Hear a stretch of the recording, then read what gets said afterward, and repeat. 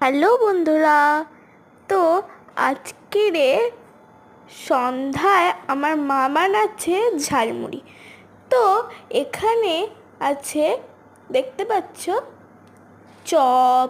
এটা হচ্ছে আলুর চপ। এখানে ছোলা, শসা, টমেটো, পেঁয়াজ আর সিদ্ধ আলু। এখানে মুড়িটা আছে, আগেই বলেছি। তো এই চপ কিন্তু আমার মামার দোকানের। আমার মা, কারা কারা তোমরা চপ খেতে পছন্দ করো অবশ্যই কমেন্ট করে জানিও। তো আমি কমেন্টেই আমার মামার দোকানের অ্যাড্রেস দিয়ে দেবো।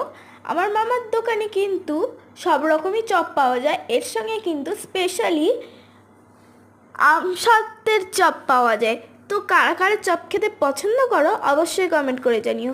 আজকের সন্ধ্যার মুড়ি মাখানোটা তোমাদের কেমন লাগবে?